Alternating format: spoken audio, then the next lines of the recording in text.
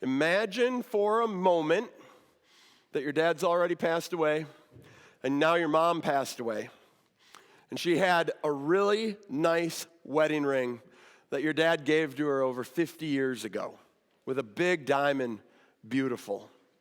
And now it's up to you and your siblings to decide, what are you supposed to do with that ring? Your brother is sentimental, and he's like, you know what? Dad gave it to mom over 50 years ago. It belongs with mom. We should bury her with it. Your sister thinks that ring is absolutely beautiful. And she's like, but I want it for myself. And you also know, well, you're going to be selling the house and selling the cars. And if you sold the ring and split that 3 ways, there'd be a lot of money and a lot of value in that ring. I mean, you could give a lot to charity. You could pay off that debt. Do you know, like, what you'd be doing with that ring if you were in that situation? Some of you? It's a tricky situation. Some people are sentimental. They're romantics. They're like, it's got to go with mom. Others are like, but why would we waste the value of the ring by burying it 6 feet underground? A wise woman once told me, when it comes to money, people are funny. I've seen this. I literally heard a story within 24 hours of their mom dying. 2 brothers were literally wrestling on the kitchen floor over inheritance. People get crazy about this. But we even see this in our story from the Bible this morning, where there's something that's incredibly valuable, and some people say it should be used for that, and others say, but it's worth so much money, it could be sold, and think of what the money could be used for. This morning, we're continuing our series we're calling Countdown to Calvary, a walk through Holy Week, where we're literally going day by day through Jesus' last week before being crucified on the cross on Good Friday. Today, what we're talking about is what happened on Wednesday of that week, the day that Judas agreed to betray Jesus. So if you want to open your Bibles to Mark chapter 14, we're going to be looking at a long, lengthy passage from Mark chapter 14 today, as we've been keeping Mark as kind of our primary text in going through this entire week. Let me read to you from Mark chapter 14, verse 1. It says, now the Passover and the festival of unleavened bread were only 2 days away, and the chief priests, so that was on Friday, 2 days away, that's how we know we're on Wednesday here. The chief priests and the teachers of the law were scheming to arrest Jesus secretly and kill him, but not during the festival, they said, or the people may riot. While he was in Bethany, reclining at the table in the home of Simon the leper, a woman came with an alabaster jar of very expensive perfume made of pure nard. She broke the jar and poured the perfume on his head. Some of those present were saying indignantly to one another, why this waste of perfume? It could have been sold for more than a year's wages and the money given to the poor. And they rebuked her harshly.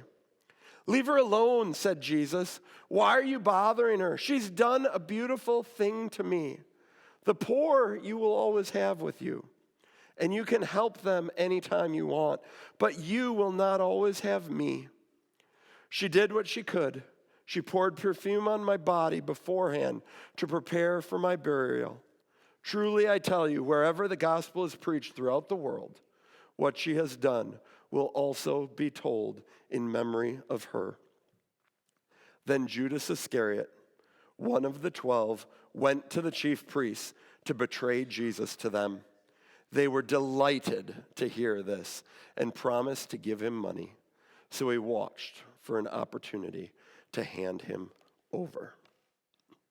So Wednesday of Holy Week is the day that Judas essentially decided how he wanted what that hypothetical ring to be handled. Or he was so upset that this perfume, this hugely valuable alabaster jar of perfume, was wasted.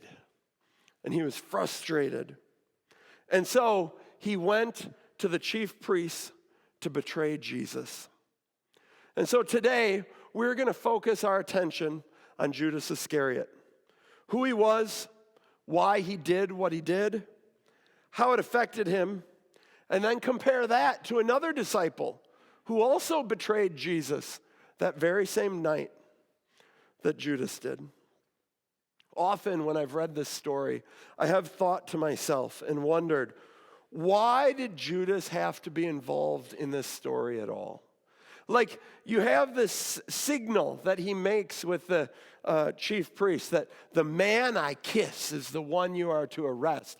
And I always thought, is that why they needed Judas?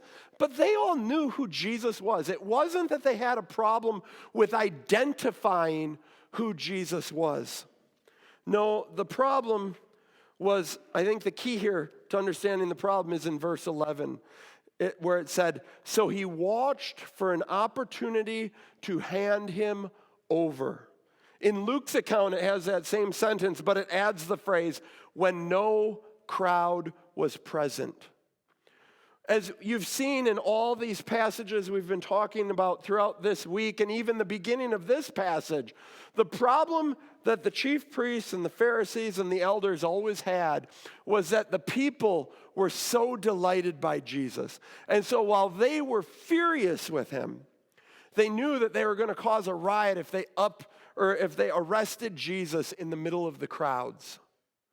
So they needed to figure out how they could get to Jesus when there were no crowds around. And that's where Judas fits in perfectly. Judas knew Jesus' regular patterns. Judas knew that Jesus went and prayed in the Garden of Gethsemane alone to be with his Father frequently in the evening. And so, why was Judas needed in this story? For the chief priest's sake. It was to arrest Jesus away from the crowds in the middle of the night when they weren't going to cause an uproar. From Jesus' perspective, though, it was to fulfill prophecy. Just like so many prophecies that have already been fulfilled as we've followed through this Holy Week of Jesus, and even more that are fulfilled on Good Friday. Psalm 41, verse 9 says this, even my close friend, someone I trusted, one who shared my bread, we're going to see the passage that points to that later, has turned against me. There's prophecies all through the Old Testament, hundreds of years before Jesus ever walked the earth. All these things were written down. And so Jesus needed one of his 12 to betray him to fulfill the prophecy. Not that Jesus did something to make Judas do it, but Jesus always knew this is how it had to happen. So according to what we read in Mark's gospel, we don't really see a clear motivation for the betrayal other than that Judas went to the chief priests immediately after the woman anointed Jesus' head with the expensive perfume.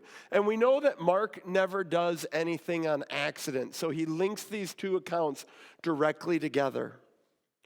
But if we look at the Gospel of John, John makes this connection much more explicit. So if you want to turn 2 books over to John chapter 12, we're going to read from John chapter 12, verses 1 through 6. And we're going to see how John tells this story a little bit differently. Where Mark said it was 2 days before the Passover, John chapter 12, verse 1 says 6 days before the Passover. Jesus came to Bethany, where Lazarus lived, whom Jesus had raised from the dead. Here a dinner was given in Jesus' honor. Martha served while Lazarus was among those reclining at the table with him. Then Mary took about a pint of pure nard, an expensive perfume. She poured it on Jesus' feet and wiped his feet with her hair. And the house was filled with the fragrance of the perfume. But one of his disciples, Judas Iscariot, who was later to betray him, objected. Why wasn't this perfume sold and the money given to the poor? It was worth a year's wages. And we hear that and we think back to the analogy of the introduction, and we understand some people just think differently about value and how things should be used. But Judas had a different motivation, and we pick that up in verse 6. He did not say this because he cared about the poor, but because he was a thief. As the keeper of the money bag, he used to help himself to what was put into it. Judas wasn't saying, hey, let's use this really valuable thing to help the poor. He was saying, hey, let's use this really valuable thing to put more into my pockets for my personal gain. And so what we see first in this account, I do want to reconcile. John says it takes place 6 days before the Passover. Mark says it takes place 2 days before the Passover. What's going on here? In John, it actually is the night before Jesus' triumphal entry into Jerusalem on the back of a donkey. But Mark places it on Wednesday, the same day that Judas went to the Pharisees and the chief priests to betray Jesus. And I think what we can understand here is Mark is purposely taking this story and moving it in time to put it right with Judas' betrayal, to say this caused that. John, on the other hand, I believe is putting this story where it belongs before Jesus actually came into Jerusalem. But then John is being very explicit in saying this is what caused Judas to become so angry, because Judas was a thief. So what we did see in Mark was Mark said some of those present who were indignant about the waste of perfume. But John just ties that together and says it's not just some who were indignant, it was Judas, and this is why. In verse 6, we saw who Judas' character really was. He was a greedy thief. While the rest of the disciples were learning from Jesus, were growing in their understanding of God, Judas was using his position for his own personal gain. And it's very easy to read these Old Testaments, or read these stories in the Bible, and to read about Judas and to just say, he is one of the bad guys in the Bible. He's one of the villains. And we just lump him with the chief priests of the New Testament of Jesus' time. And we lump him with the brutish kings of the Old Testament who turn their backs on God. And we just say, those are the bad guys of the Bible. But the truth is, we are all a lot like Judas. In various ways, we all find ways and slip into ways that we betray Jesus. The first way many of us likely betray Jesus is using Jesus for our own goals. It happens. People have kids, and they want their kids to have morals, so they bring their kids to church, hoping that somehow the kids learn a little bit about Jesus and are better behaved because of it. Sometimes I think those parents aren't actually really looking for their own relationship with Jesus. They're looking for Jesus to just help their kids be better kids. Some people come to church and they don't really follow Jesus, but they just like to know that they can pray and hope that Jesus gives them everything that they want.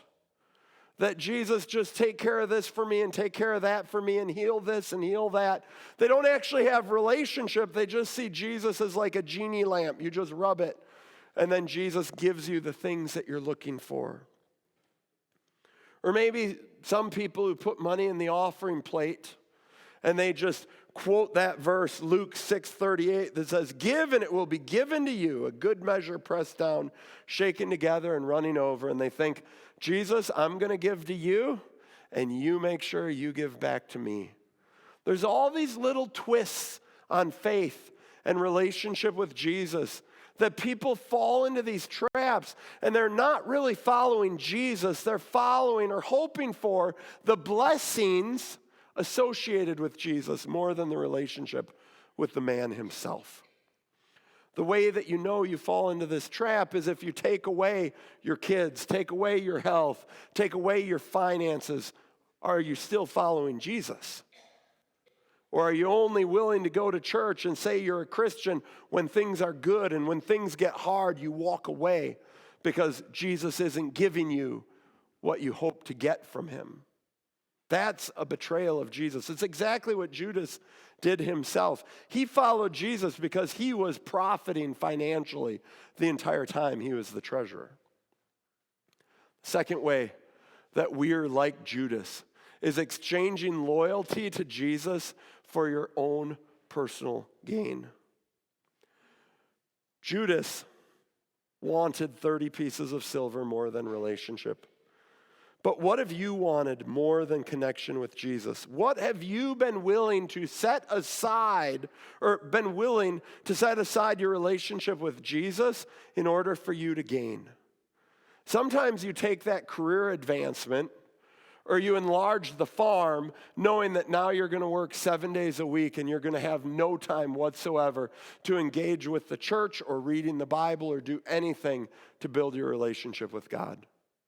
Others of you maybe have dated that really pretty girl or that really successful guy that you knew wasn't a Christian, but you were willing to kind of put your faith to the side because you wanted that person more. Sometimes we betray Jesus by shifting our loyalties and saying, but really, Jesus, I want this more than I want you. Finally, we can betray Jesus and be a lot like Judas when we are with Jesus without any kind of transformation. For 3 years, Judas walked with Jesus. He was literally in the dust of his rabbi right behind him as they traveled around the countryside. He heard all the teachings. He saw all the miracles. And while 11 of the disciples were completely and dramatically changed to the point of they pretty much all died as martyrs, Judas remained completely unchanged. There was no transformation in him. And I think that some people can go to church and they can attend Sunday school and they can memorize the Bible verses. But if you don't actually allow the relationship to transform your heart and your soul and your will, all you are is becoming very knowledgeable about the man. Judas knew all about what Jesus taught, but he was not allowing Jesus to transform his heart. Jesus Christ wants one thing from you. It's not that you have all the knowledge. He wants your heart and your will to be transformed to look more like him. And if you hang out with Jesus and you go to church so that you can feel good about yourself, but you're never allowing him to actually transform who you are, it is a betrayal of the Son of God and his desire for your life.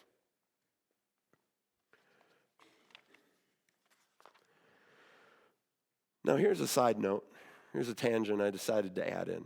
Did you guys notice in Mark, it says that the oil was poured on Jesus' head. And then in John, it says it was poured on Jesus' feet.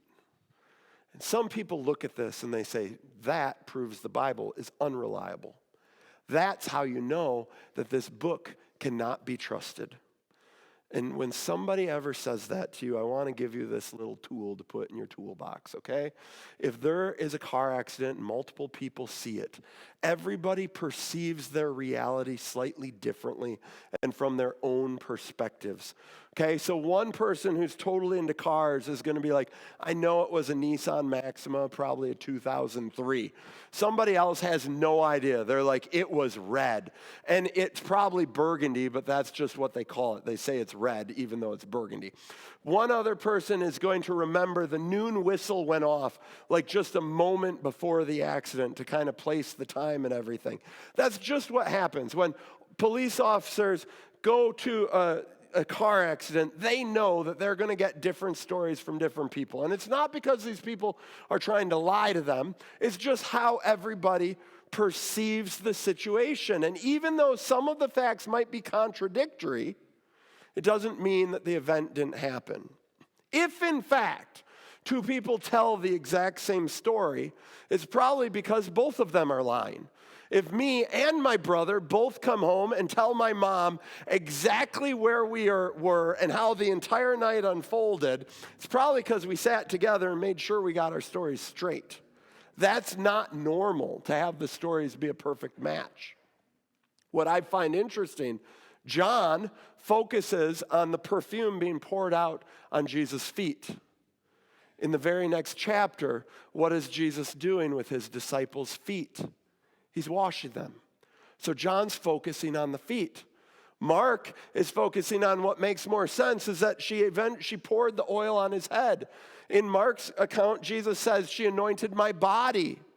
So I think that leaves room. She anointed his head, his body, and his feet.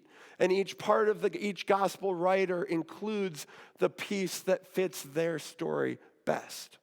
Okay, so when somebody comes to you and is like, these two things don't match, say, I know, and it's actually better that way.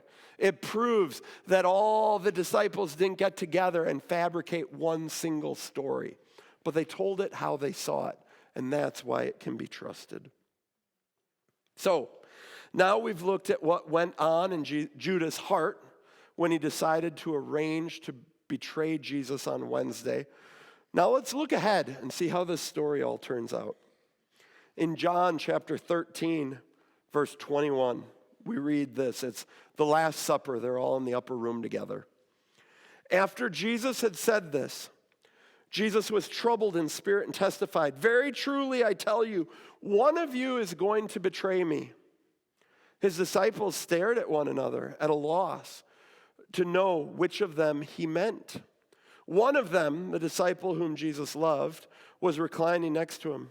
Simon Peter motioned to this disciple and said, ask him which one he means. Leaning back against Jesus, he said to him, Lord, who is it? Jesus answered, it is the one to whom I will give this piece of bread when I have dipped it in the dish. Then, dipping the piece of bread, he gave it to Judas, the son of Simon Iscariot. As soon as Jesus took the bread, Satan entered into him. Just like we saw last week when Jesus told the chief priests that he knew what they were planning to do, Jesus essentially tells Judas he knows what Judas is planning to do. And I don't know about you, if I have a plan that is top secret and it's meant to surprise somebody, but then that person comes in and says, I know all about your secret, I'm probably not going to follow through on my top secret mission. If I'm like, hey, I've got this surprise birthday for Michelle and all this stuff, and she's like, yeah, I know why you want to do this, all this is arranged. I'd be like, okay, I need to change my plan now. But Judas didn't do that. He went forward with this plan, even though Jesus made it very clear. He knew what was about to happen. Why? I think it's the bolded text on the screens. Satan entered into him. That is a sobering phrase, is it not? In verse 2 of John 13, so just a few verses before that, it did say, and we didn't put it on the screens, but it said, the devil had already prompted Judas, the son of Simon Iscariot, to betray Jesus. So earlier in the chapter, the devil had prompted Judas. Now, here in verse 27, Satan has entered into him.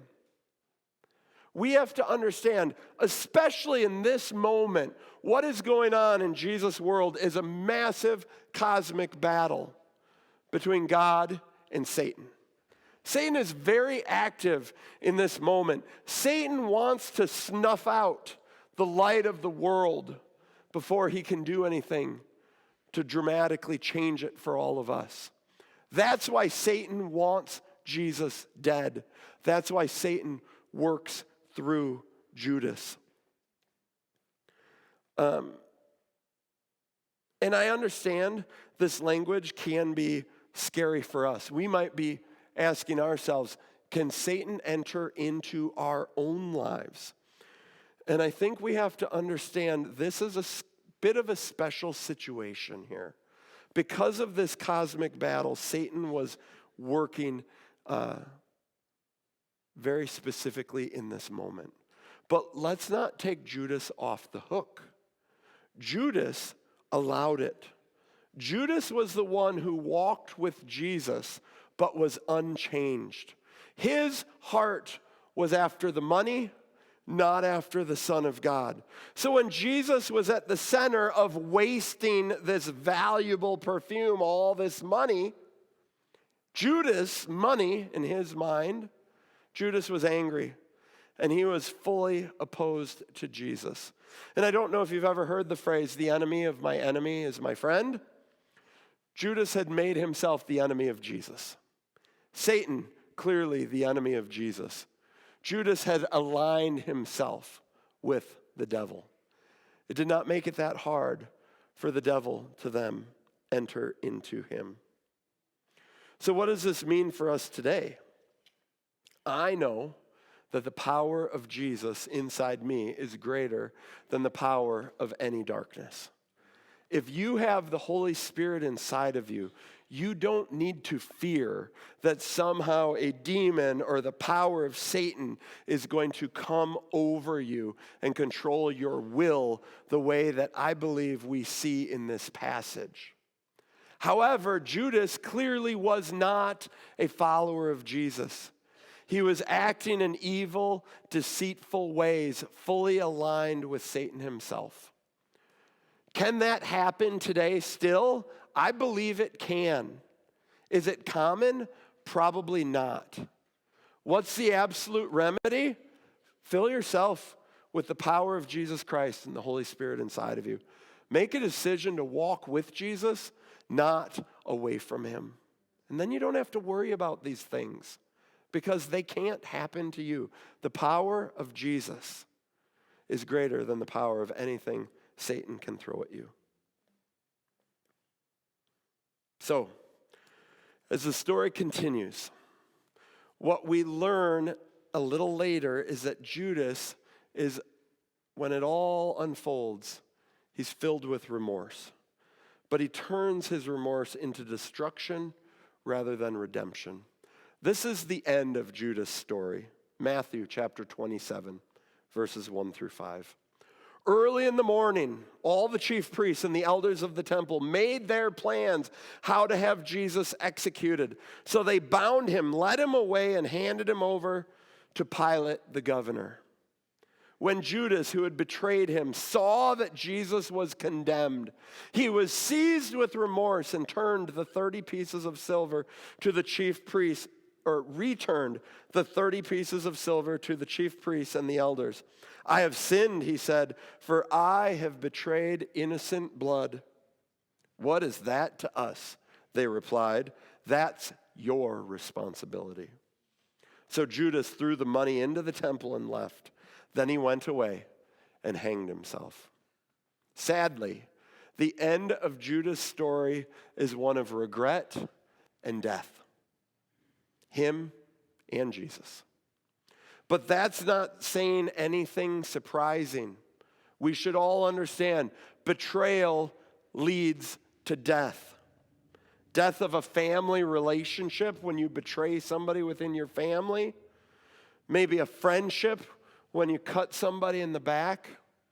Even the death of a marriage when you betray your sacred vows. Betrayal always leads to death. There's a reason God desires his people to be faithful, even in hard times. So now, before we end today, I want to tell you the story of another disciple who betrayed Jesus that same night. It's a story that you're probably familiar with. At the Last Supper, Jesus told Peter, the leader of the 12, that he was going to deny Jesus 3 times that evening before the rooster crowed to signal the dawn of the next day.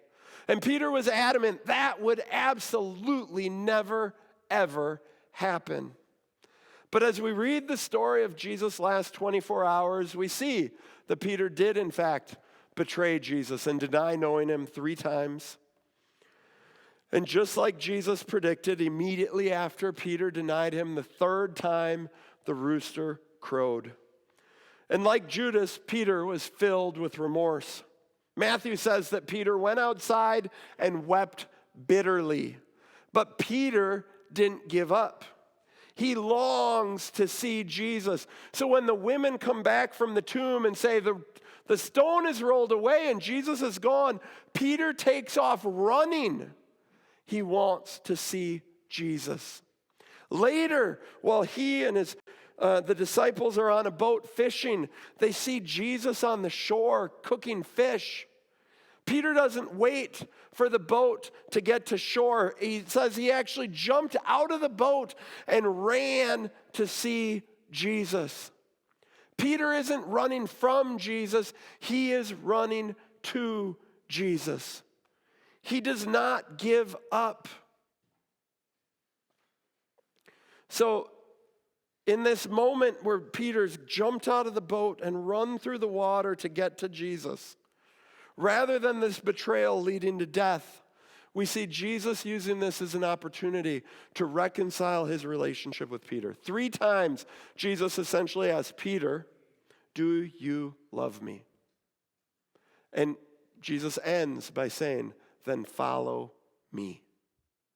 And with that, Peter's life in following Jesus isn't over, but he actually goes on to be one of the lead apostles, the leaders of the church in Jerusalem, and spreading the gospel of Jesus all across the Jewish nation.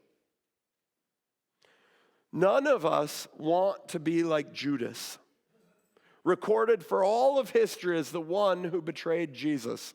But subtly, we all sometimes fail Jesus in ways in which we are ashamed. Even Peter, the leader of the 12 disciples who said, "I will never deny you," betrayed Jesus himself. But these 2 disciples responded in very different ways. We have 2 betrayals and 2 very different responses. Judas was filled with destructive despair. Peter longed to be reunited with his Savior. Judas gave up. Peter held out hope. Judas was never redeemed. Peter went on to do great things for God. 2 betrayers, 2 very different outcomes. That's the challenge for us today. You may fall short and betray Jesus. I know I do more often than I care to count. But we have a decision to make. In that moment of our sin and our shame and our despair, will you respond like Judas or like Peter? Will you tuck your tail between your legs and walk away from Jesus feeling defeated, like you can't ever measure up, you're not good enough? Or will you jump out of the boat and run to him? Will you stop going to church, stop reading the Bible, and stop believing because you feel like such a failure, essentially giving up your entire spiritual life? Or will you lean in, turn to Jesus, ask for forgiveness, double down, and say, "God, I know that I'm a mess, but this whole church history is filled with men and women who are a mess, who have betrayed Jesus, and all of them have received God's grace and God's forgiveness, so long as you make the choice to lean in." Judas wasn't an obvious monster. He looked like a disciple until he didn't. And the uncomfortable truth is, so did every one of the disciples at the table. That's why they asked themselves, "Is it I, Lord?" The question isn't whether you're capable of what Judas did. You are, and so am I. The question is what you do when you find out. Do you run to him or do you run from him? That's the only choice that matters. Would you bow your heads with me as we pray?